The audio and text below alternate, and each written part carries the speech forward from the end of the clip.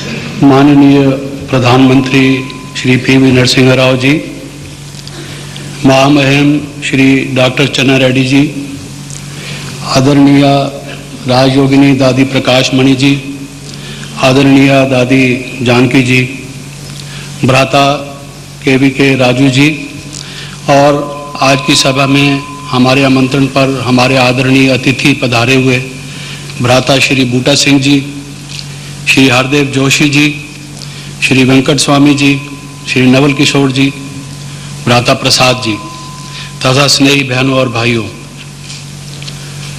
मैं भी दो शब्द तो अपने हार्दिक उद्गार के रूप में प्रकट करते हुए अवश्य कहूँगा कि आप सबका स्वागत करता हूँ।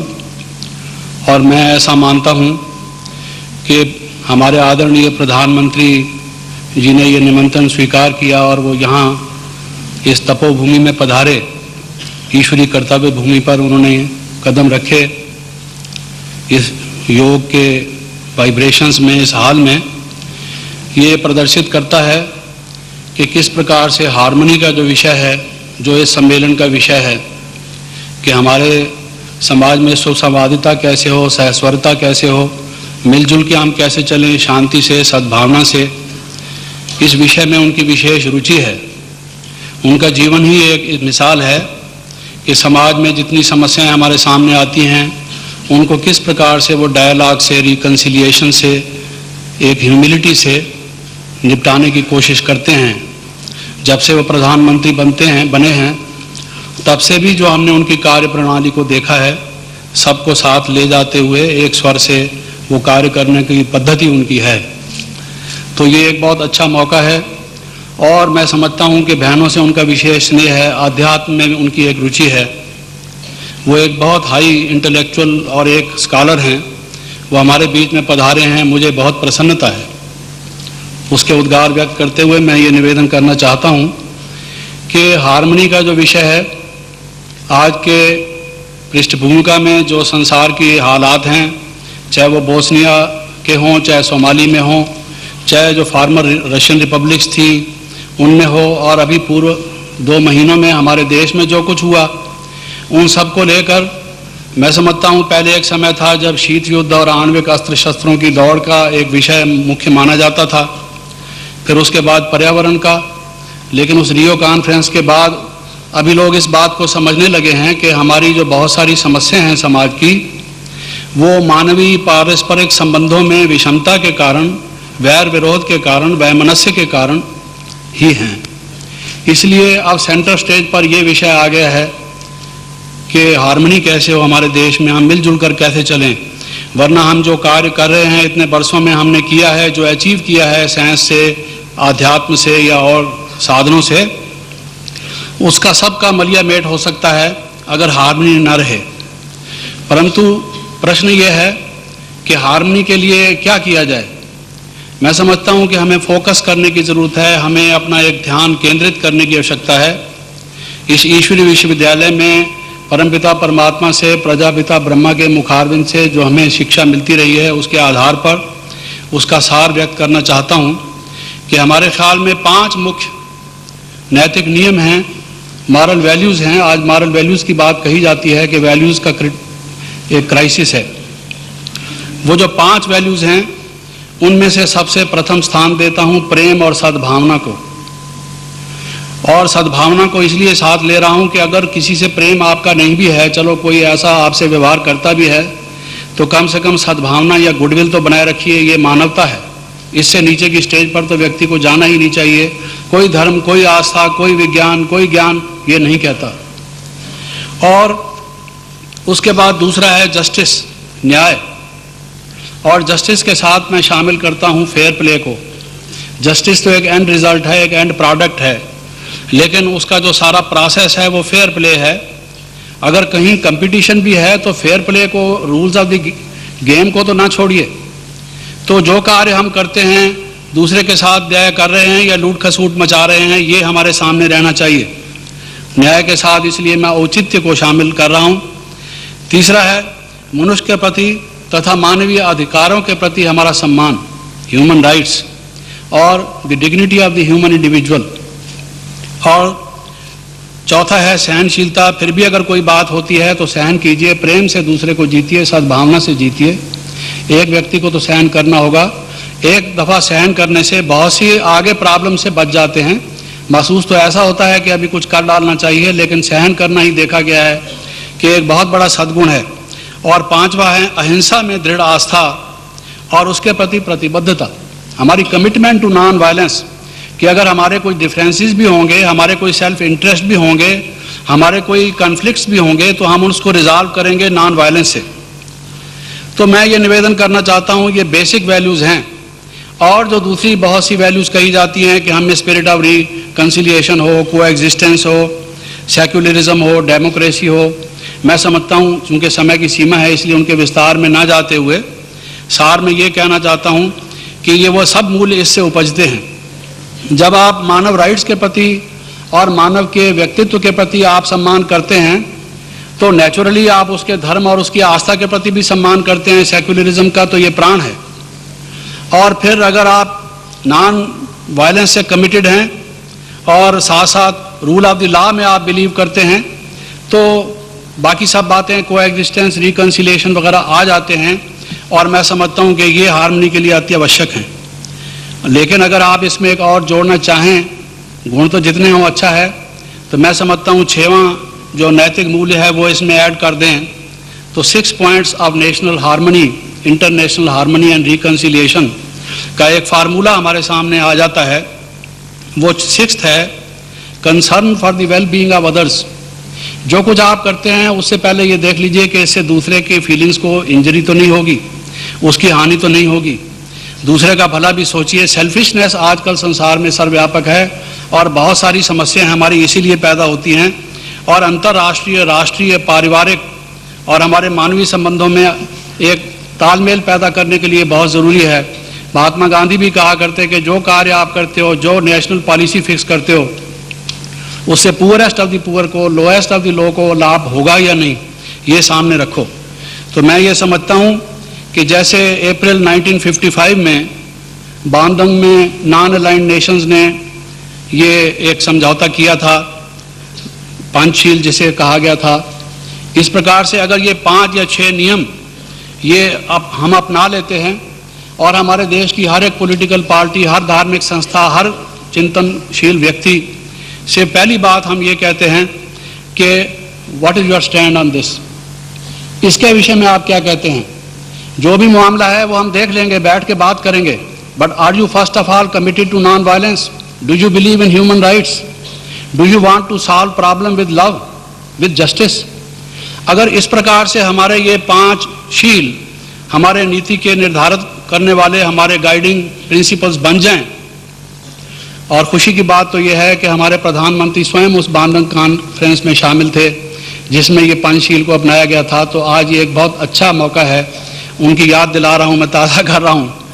तो अगर ये हमारे सामने हो तो मैं समझता हूँ, लेकिन ये सब तब आएगा जब हम ये समझें कि हम सब भाई भाई हैं। प्रेम का आध्यात्मक जब तक हमारा ओरिएंटेशन नहीं होगा, प्रेम किस आधार पर? प्रेम तो किसी संबंध में होता है कि हम सब उस एक परमपिता परमात्मा की संतान हैं, आपस में भाई भाई हैं, हम सब आत्मा हैं।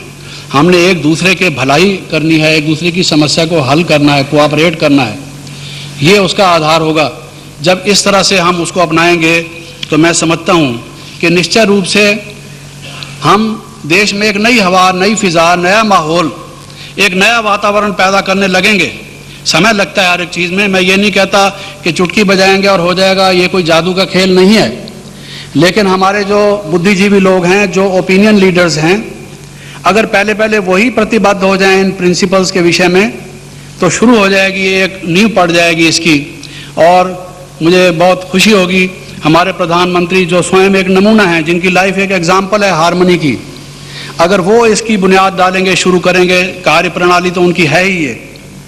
तो ये ईश्वरीय विश्वविद्यालय तो उसमें सहयोगी है ही। इसमें मैं समझता हूँ बहुत सी विशेषताएं हैं, लेकिन 7 बातों की ओर मैं आपका ध्यान आकर्षित करना चाहता हूँ। मुझे कहा गया है परिचय देने के लिए, लेकिन उसमें तो समय की ज़रूरत है। पहली बात तो आप ये देखते हैं कि यहाँ पर जो आध्यात्मिक शिक्षा देते हैं परमपिता परमात्मा शिव ने प्रजापिता ब्रह्मा के मुखारविंद से जो ईश्वरी ज्ञान दिखाया, जो योग पद्धति सिखाई, जो नैतिक मूल्य सिखाए, उसकी शिक्षा बहनें देती हैं। ये एक यूनिक इंस्टीट्यूशन है, वर्ल्ड वाइड इंस्टीट्यूशन, जिसका नेटवर्क 60 कंट्री से भी ज़्यादा में स्प्रेड ओवर है, जहाँ माताएं बहनें ही ये शिक्षा देती हैं। और दूसरा, इसका जो एडमिनिस्ट्रेशन है, डे टू डे जो इसका वर्किंग है, वो भी सारा बहनों के हाथ में। हम भाई लोगों को तो खुशी है कि हम उसमें शामिल हैं। पहली दफ़ा विश्व के इतिहास में ये माताओं को एक रोल मिला है, तो एक गर्व की बात है। हमारे भारतवर्ष में एक ऐसी संस्था है जो इस कार्य को कर रही है। तीसरा, आप ये देखेंगे कि ये जो ईश्वरी विश्वविद्यालय है, इसकी शिक्षाएं सार्वभौम हैं, सर्वमान्य हैं, यूनिवर्सल हैं। इसलिए हिंदू, मुसलमान, सिख, ईसाई, पारसी, ज्यूज, हर धर्म के लोग बिना किसी मेंटल बैरियर के, साइकोलॉजिकल बैरियर के इसको एक्सेप्ट करते हैं, क्योंकि ये यूनिवर्सल टीचिंग्स हैं। इनके साथ कोई दूसरा किसी कल्ट का टैग नहीं है। और फिर ये यूएन का एक परामर्शक सदस्य है, कंसल्टेटिव मेंबर है, यूनिसेफ का भी और इकोनॉमिक एंड सोशल काउंसिल का भी। और साथ साथ आप देखेंगे कि इसका जो ईश्वरी ज्ञान और योग है, वो केवल आध्यात्मिक तो ही नहीं, बल्कि हर वर्ग, हर व्यवसाय, हर अनुशासन, हर डिसिप्लिन, हर प्रोफेशन के लोगों को उससे एक नई मार्ग दिशा, एक नवीनता, एक नया ज्ञान, क्योंकि एक नया विश्व स्थापन करने के लिए नया ज्ञान चाहिए। हमारे यहाँ बहुत ज्ञान विज्ञान है, लेकिन विश्व हमारा किस तरफ चल रहा है? एक ऐसी नई विचारधारा चाहिए जिससे कि समाज को एक नया मोड़ मिले, वो यहाँ है। और इसके साथ साथ ये ईश्वरी विश्वविद्यालय प्रतिबद्ध है, कमिटेड है नॉन वायलेंस में, पीस में, लव में, यूनिटी में, डिवाइन क्वालिटीज़ में, मेडिटेशन में, जो कि ज़रूरी है। सब तनावों से मुक्त मनुष्य हो जाता है जब मेडिटेशन करता है। तो इन सब के होते हुए प्रधानमंत्री जी उनसे परिचित हैं, तो मैं उनसे निवेदन करूंगा कि वो इस ईश्वरी विश्वविद्यालय की सेवाओं का, देश की सेवा में, ये ईश्वरी विश्वविद्यालय देश की सेवा में समर्पित है। ये नॉन पॉलिटिकल है, एपॉलिटिकल है, इसलिए सभी पॉलिटिकल वर्ग वालों का भी इनसे स्नेह है। तो इसका जिस प्रकार से भी, चाहे वो नेशनल इंटीग्रेशन काउंसिल में, चाहे वो इसको एक इंस्टीट्यूशन ऑफ पीस स्टडीज़ कह के, चाहे वो इसको एक यूनिवर्सिटी फॉर पीस कह के, एक राष्ट्रीय जो एक इंस्टीट्यूशन हो, पीस का कार्य उन्होंने देखा है किस प्रकार से लगभग पिछले 55 वर्षों से भी अधिक समय से चला आ रहा है। तो ये सेवाएं हम समर्पित करते हैं, वो जैसा ठीक समझेंगे इसका सदुपयोग करेंगे। साथ साथ मैं ये कहना चाहूँगा कि क्या ही अच्छा हो, हम होस्ट बनने के लिए तैयार हैं। अगर यहाँ पर एक ऐसा सम्मेलन किया जाए जिसमें राजनीतिक दलों के नेताओं को, धार्मिक जो संस्थान हैं उनके नेताओं को, बुद्धिजीवियों को, मीडिया वालों को, हर वर्ग के लोगों को जिनका समाज में कुछ ओपिनियन है, से है, उनको अगर यहाँ आमंत्रित किया जाए और वो यहाँ पर हम उनका आतिथ्य करेंगे, हमें सेवा का मौका मिलेगा, उनकी मेडिटेशन भी होगी, योग भी होगा, देश में एक नई फिदा होगी, तो हम समझते हैं हम उसमें शामिल होंगे। अगर उस तरह का कोई एक कार्य किया जाए, उस पर वो और हमारे राज्यपाल महोदय विचार करेंगे। अगर ऐसा हो सके तो हम समझते हैं एक नई लहर चलेगी। और ये हमारा अव्यक्त वर्ष है, जिसमें प्रजापिता ब्रह्मा को अव्यक्त हुए ये 25वां वर्ष चल रहा है। हमने इसको ईयर ऑफ हार्मनी के रूप से मनाना शुरू किया है। और अब मैं निवेदन करूंगा अपनी additional administrative head Brahma Kumari आदरणीय दादी जानकी जी को कि वो जो 6 पॉइंट फार्मूला है, वो उसका फ्रेम हमारे आदरणीय प्रधानमंत्री जी को समर्पित करेंगे। प्रधानमंत्री जी से मैं निवेदन करूंगा कि पीछे थोड़ा अगर वो देखें तो शिव बाबा का चित्र है, उनका लाइट, उनका प्रकाश उनके ऊपर है। उनके राइट हैंड साइड पर प्रजापिता ब्रह्मा का चित्र है।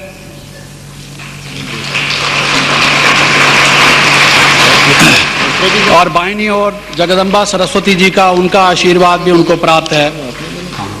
और चूंकि अभी उनसे बात हो रही थी, पंचशील की यादगारें आ रही थी, पंचशील का भी जो फ्रेम है वो मैं उनको समर्पित करना चाहता हूँ।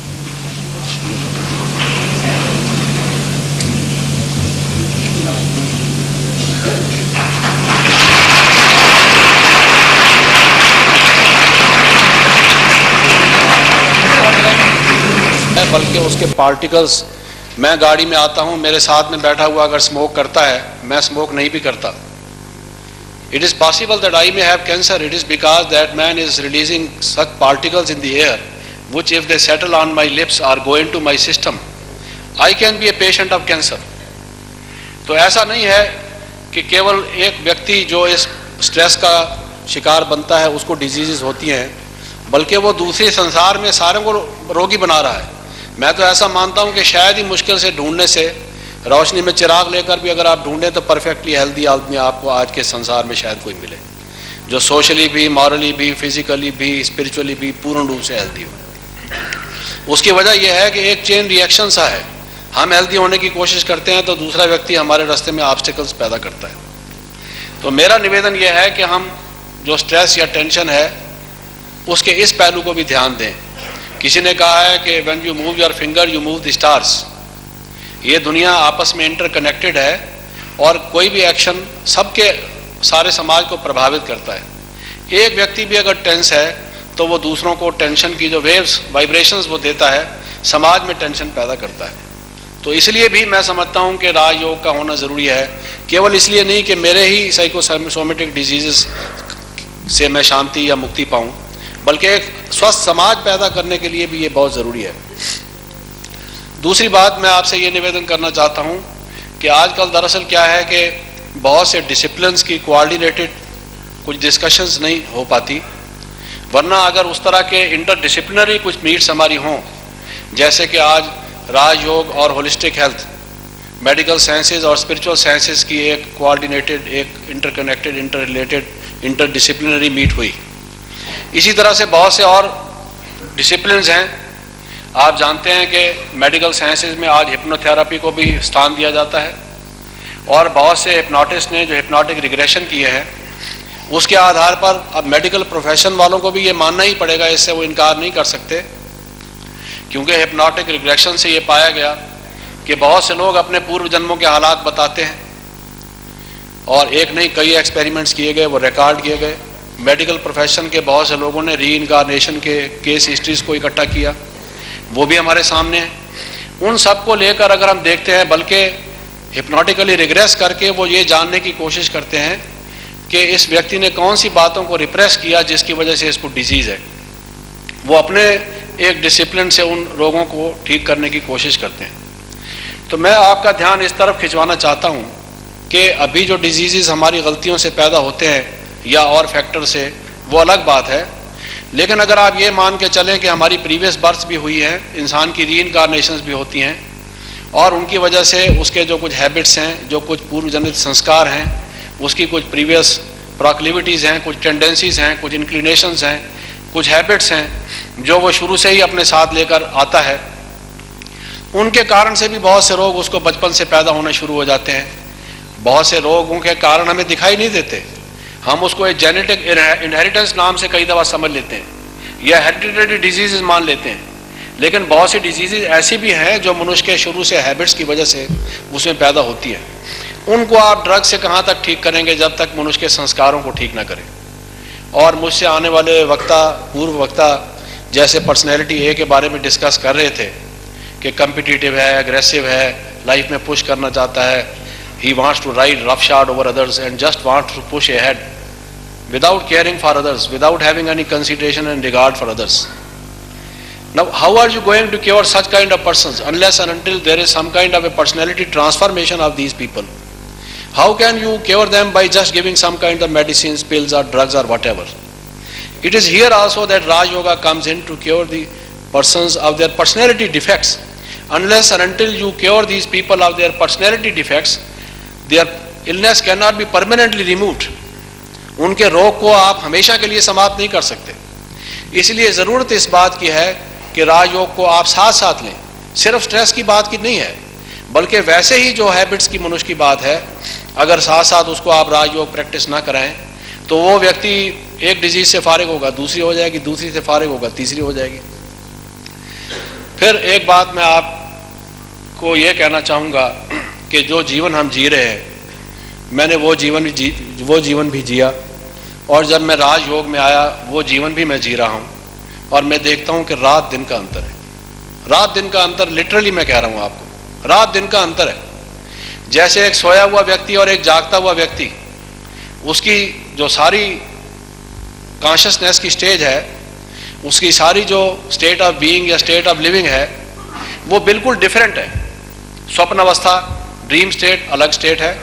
जिन लोगों ने स्लीप को स्टडी किया है वो जानते हैं कि ड्रीम स्टेज क्या है, रैपिड आई मूवमेंट जिसमें होती है वो ड्रीम स्टेट क्या है, और जिसमें मनुष्य की आई बाल स्टिल्स होती है वो ड्रीम स्टेट क्या है, डीप स्लीप की स्टेज क्या है, जिस वक्त मनुष्य अवेकन अवस्था में होता है उस वक्त उसका रेटिकुलर एक्टिवेटिंग सिस्टम की क्या हालत होती है, उसके मेडुला और ऑब्लांगेटा की क्या कंडीशन होती है, उसके ब्रेन सेल्स की क्या कंडीशन होती है, उसके इलेक्ट्रिकल स्टिमुलाई के रिस्पांस किस प्रकार से यूज़ कर रहे हैं। जैसे बहुत से ब्रेन साइंटिस्ट या न्यूरोलॉजिस्ट कहते हैं कि हमारे ब्रेन में बहुत सारी ऐसी फैकल्टीज हैं जिनको हमने अवेकन ही नहीं किया, आधी फैकल्टीज को भी हम यूज़ नहीं कर रहे। हमारे माइंड में ही इतनी एबिलिटीज हैं जिनका हमें पता ही नहीं, बाई डिसयूज वो एट्रॉफी हो गई है, या अभी तक वो अवेकन हुई ही नहीं, हमने प्रयोग ही नहीं किया। किसी किसी केस में हम देखते हैं और हम उनको जीनियस कह देते हैं, लेकिन वास्तव में हर एक व्यक्ति में वो होनी चाहिए, उनका डेवलपमेंट हमने किया ही नहीं। किसी के राइट ब्रेन का हुआ है तो लेफ्ट ब्रेन का नहीं हुआ, किसी के लेफ्ट ब्रेन का हुआ है तो राइट ब्रेन का नहीं हुआ, किसी का इमोशनल हुआ है तो इंटेलेक्चुअल नहीं हुआ, किसी का एनालिटिकल नहीं हुआ तो फैकल्टी का नहीं हुआ तो दूसरी फैकल्टी का हुआ है। तो ये जो हमारी स्टेट ऑफ लिविंग है ये बिल्कुल आर्टिफिशियल, और मैं कहूँगा कि हम अपने जीवन का 1/10 पार्ट भी नहीं जी रहे। जीवन में लुत्फ क्या है, जीवन में आनंद क्या है, जीवन में खुशी क्या है, जीवन में मस्ती क्या है, जिसमें आपको लगे कि लाइफ एक बड़ा वैल्यूएबल रिवार्ड है, लाइफ इज वर्थ लिविंग। आप जीना चाहें क्योंकि उस जीवन में आनंद है, उस जीवन में एक मस्ती है, उस जीवन में एक खुमारी है, उस जीवन में एक खुशी है, और दुनिया के सब खजाने उस खुशी के सामने हेज हैं। वो कितने मनुष्य हैं इस जीवन दुनिया में, मैं समझता हूं गिनती के भाई बहन होंगे जो उस जीवन को जी रहे होंगे। तो किसी ने कहा है कि ये जो आनंदमय अवस्था है, ये जो तुरीय अवस्था है, ये जो खुमारी वाली अवस्था है, जिसको स्पिरिचुअल इंटॉक्सिकेशन हम कहें, वो स्टेज जीने के लिए डॉक्टर्स के लिए भी, पेशेंट्स के लिए भी, नॉन पेशेंट्स के लिए भी, सभी के लिए जरूरी है। राजयोग की इसलिए भी आवश्यकता है, हम केवल उसके मेडिकल बेनिफिट्स को देख रहे हैं। दूसरा मेरा यह निवेदन था कि आपके सामने जो राजयोग की गाइडेड मेडिटेशन दी जाती है, आप इतना ही ना समझ लें कि राजयोग शायद इतना ही है। राजयोग एक इन इटसेल्फ एक पूरी एजुकेशन है। इसमें मैं समझता हूं कि सारे डिसिप्लिन्स का एसेंस है।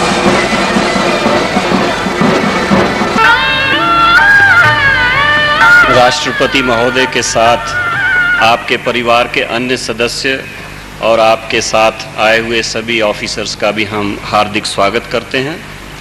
अब मैं ब्रह्मा कुमार जगदीश चंद्र जी, जो हमारे इस ईश्वरी विश्वविद्यालय के सीनियर मोस्ट भाई हैं, जिन्होंने 30 साल से अपना जीवन ईश्वरी सेवा में समर्पित किया हुआ है, लगभग 200 बुक्स तथा ब्रोशूर्स आपने लिखे हैं, 2-3 बार विदेशों में विश्व सेवा के लिए आप चक्कर लगा कर आए हैं, और भारत में भी आपने कोने कोने में जाकर ये ईश्वरी संदेश पहुंचाया है। आप ब्रह्मा कुमारी ईश्वरी विश्वविद्यालय के भाई बहनें अपने दिल में कौन सा गीत गा रहे हैं, उनके दिल में क्या इस समय उमंग है, वो आप अपने स्वागत प्रवचन के द्वारा प्रस्तुत करेंगे और अभिनंदन पत्र पेश करेंगे। भ्राता जगदीश चंद्र।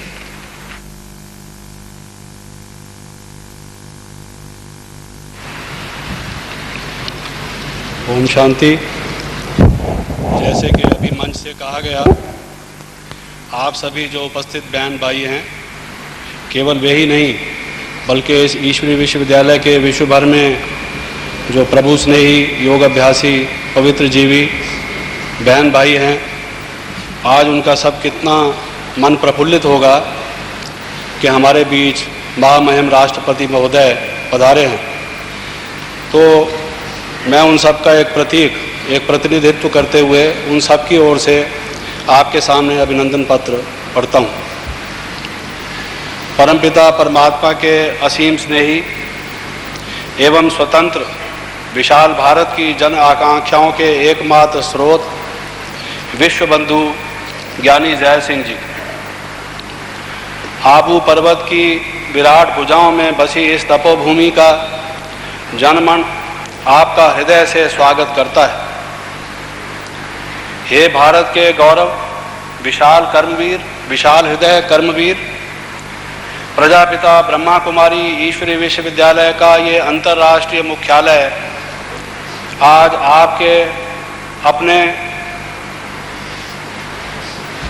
हृदय से, आपकी तशरीफ आवरी से गौरवान्वित हुआ है।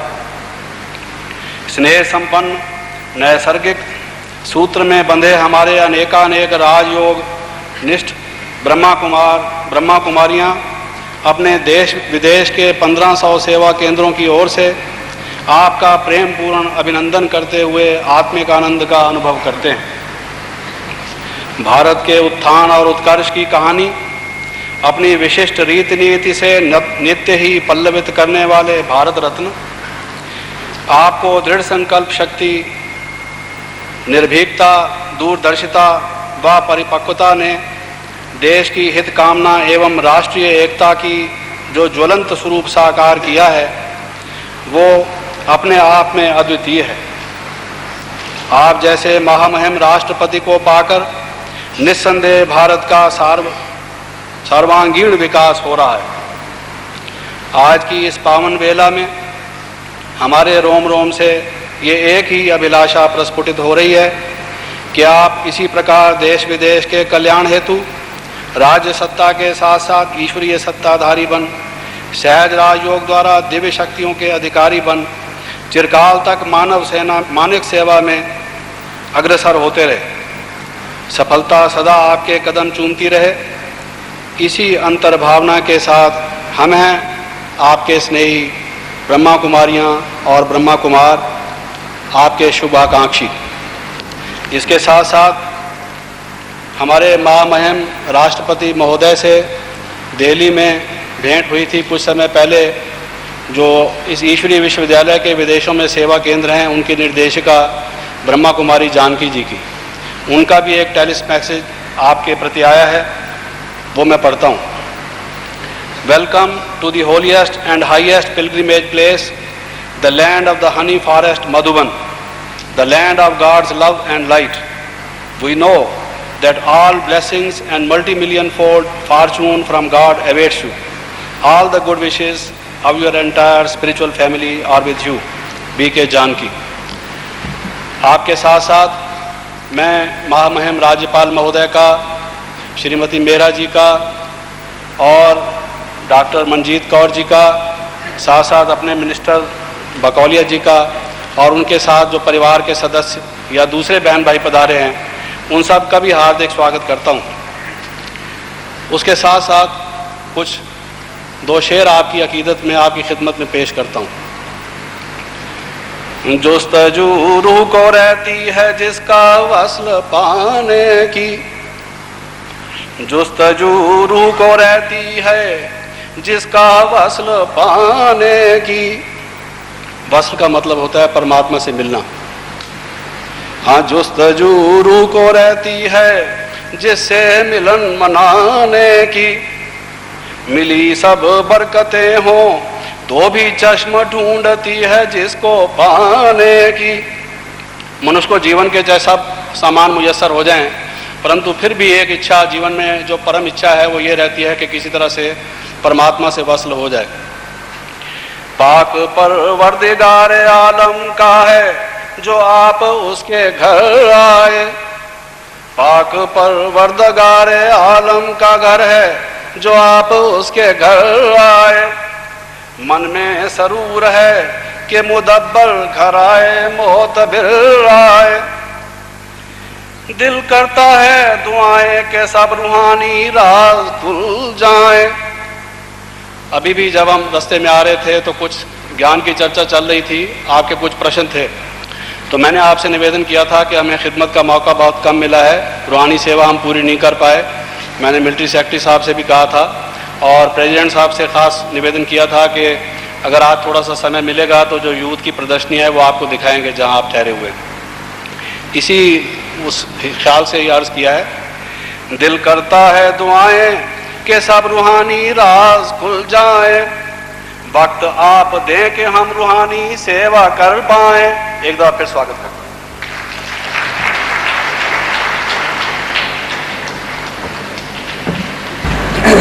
मुख्य अतिथि महोदय और माननीय वक्तागण, मेरी बहनों और भाई, मुझे कहा गया है कि मैं कुछ आध्यात्म चर्चा आज इस सभा में करूं और थोड़ी देर पहले मुझे निर्देश मिला था कि मैं शहर राजयोग के विषय में, जो कि ईश्वरीय विश्वविद्यालय का एक मुख्य विषय है, उस पर कुछ अपने अनुभव की भूमिका में थोड़े से समय में जो भाव आपके सामने रखूँ।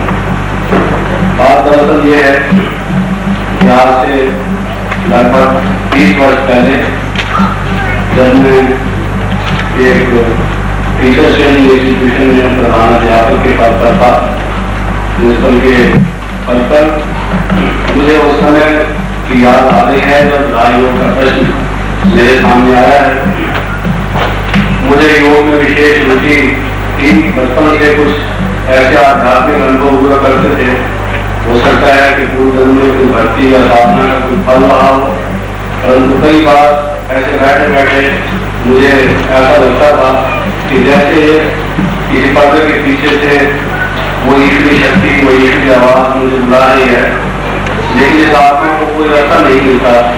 और वो ईश्वरी शक्ति, वो परमपिता परमात्मा जिसे सब ज्योति स्वरूप कहते हैं, वो मेरे भीतरी शक्तियों के सामने आता नहीं है।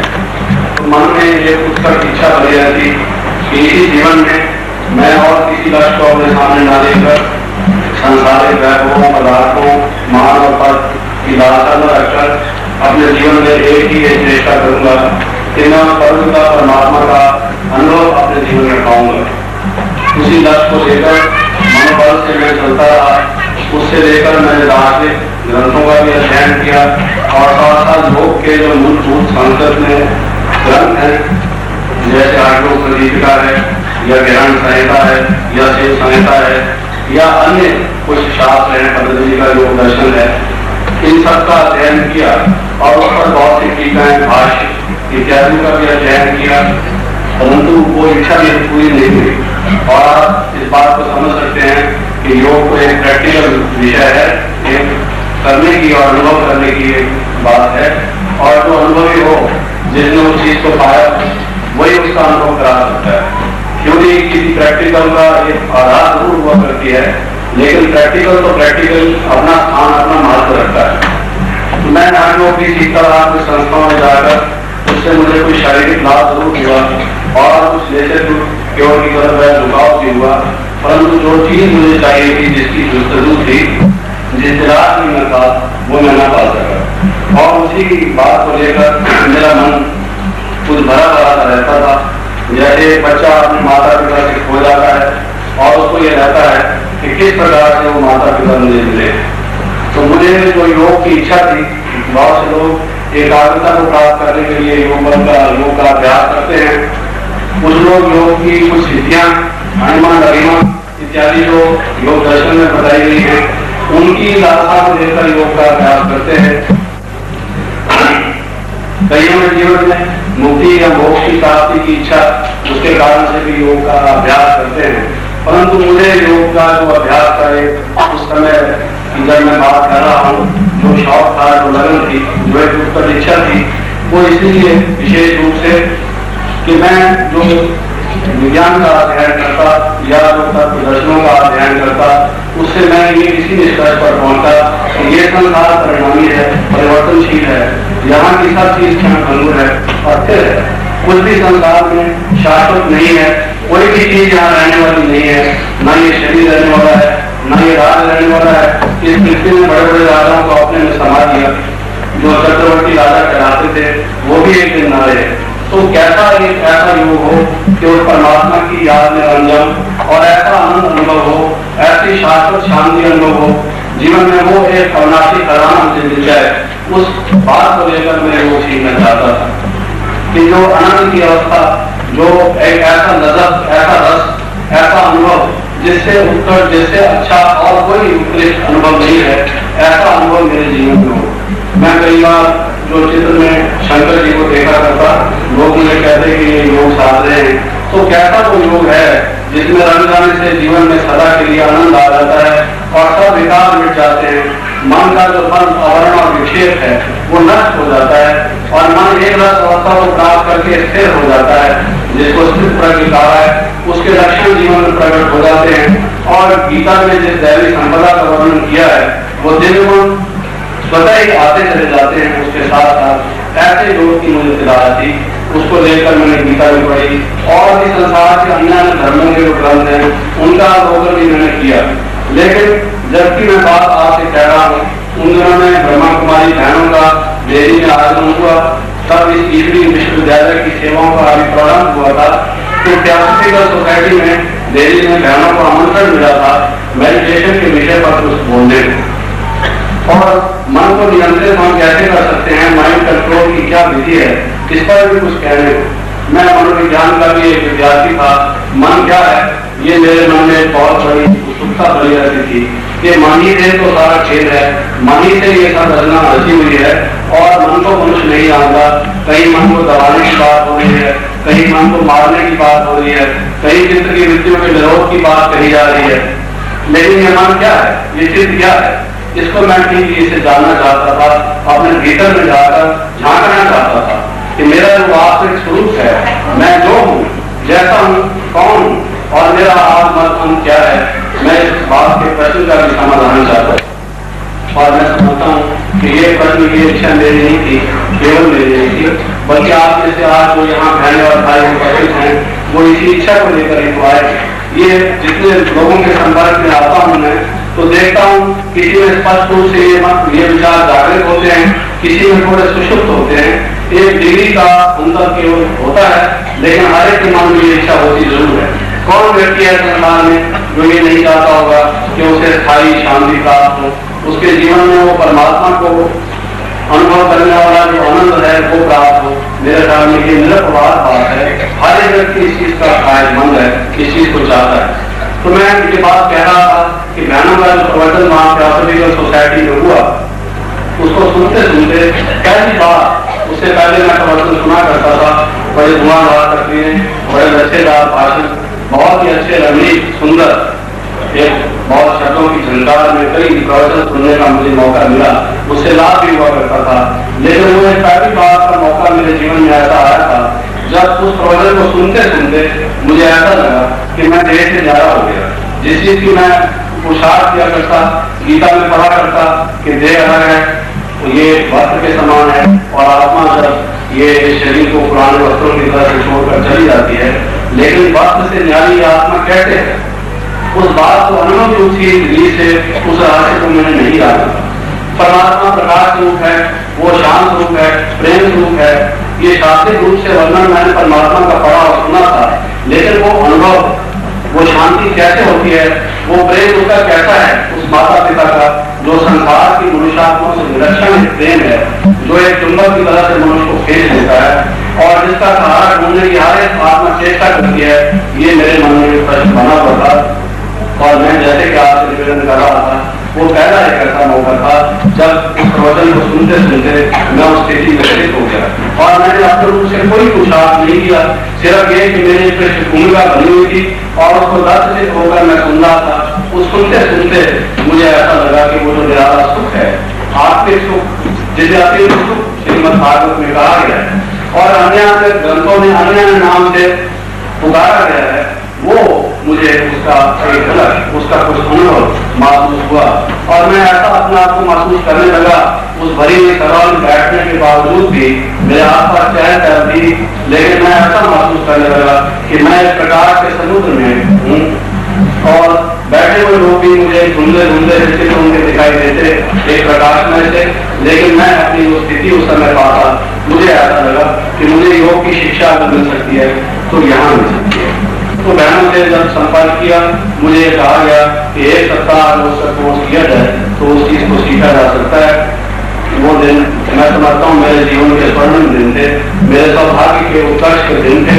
उस परमात्मा की कृपा मेरे सिर पर थी और वो दिन मुझे जो संकल्प आए वो इसमें आकर्षित करके लिया है और आज मैं अपने को एक धन्यवाद मानता हूँ, उस परमात्मा की कृपा मानता हूँ कि मैं उस चीज को पा सका जिसकी मुझे इच्छा थी, और ये केवल उसी की कृपा का प्रसाद है। और बहनों और भाइयों, मैं जो विदेशों में जा रहा हूँ, जैसे कि बहनों ने अभी कहा आपके सामने, वो इसी ख्याल से कि वो जो मेरा अनुभव है, वो जो परमात्मा की देन है, वो जो उसने मुझ पर कृपा की। बहुत से ऐसे भाई बहन ने इस तरह से कि संसार में, भारतवर्ष में ही केवल नहीं बल्कि देश विदेश में ऐसे आत्मा है जो उस पिता को, उस परमात्मा को, उस माता पिता के स्नेह को प्राप्त करना चाहती है। तो उस एक्सपीरियंस को मैं दूसरों में शेयर करूं, क्योंकि मैंने जो पहले योग के विषय में चर्चा सुनी, पढ़ी और उसका जानना शिक्षण प्राप्त किया, मैंने ये देखा कि इस विश्वविद्यालय में जो योग की शिक्षा है वो अति सरल है, अति सहज है, और उसको यदि कोई ठीक से नियमपूर्वक, विधिपूर्वक उसका अभ्यास करे तो न केवल वो सुगम है बल्कि थोड़े ही समय में वो उस फल को, उस प्राप्ति को प्राप्त कर सकता है जिसकी उसे इच्छा है। तो क्यों ना जब ऐसी एक खजाना मिला है उस परमात्मा से, तो सब आत्माओं को जो उसके लिए तलाश में है उनको भी उसका वरदान दिया जाए। अब आप इससे कुछ सोचते होंगे कि मैंने योग के विषय में तो काफी कुछ कहा, लेकिन वो योग क्या है जो मैंने यहाँ सीखा? मैं उनके समय कम है, मेरे पास प्रोग्राम काफी बड़ा है, इसलिए मैं आपका अधिक समय नहीं दूंगा। आज तो ये कार्यक्रम किसी और विषय के आधार बात को लेकर किया गया है, परंतु योग का विषय ऐसा है जिसमें बोलने को मन करता है, और मैं समझता हूँ कि आपका भी सुनने का मन करता हो। इसलिए मैं केवल 2-3 मिनट में आपसे इतना निवेदन थोड़ा सा करना चाहूंगा कि जिस योग को हम विभिन्न नामों से गीता में पढ़ते हैं कि ज्ञान योग है, कर्म योग है, संन्यास योग है, या भक्ति योग है, बुद्धि योग है, इत्यादि अनेक नाम बताए गए, और हम यहाँ आने से पहले ऐसा मानते हैं कि ये विभिन्न प्रकार के योग हैं।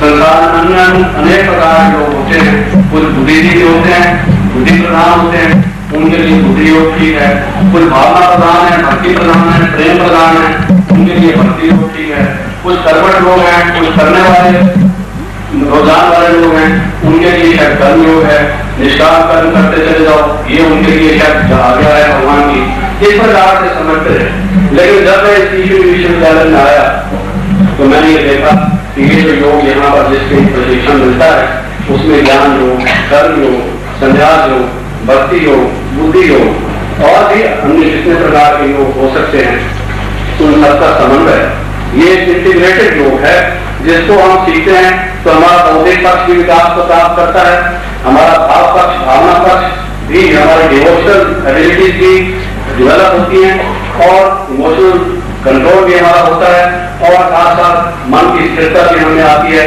जो एक मनुष्य के विकास के लिए जितने पहलू, जितने आस्पेक्ट्स हो सकते हैं, साइकोलॉजिस्ट जिसको पर्सनैलिटी डेवलपमेंट कहते हैं, वो भी साथ साथ होता है।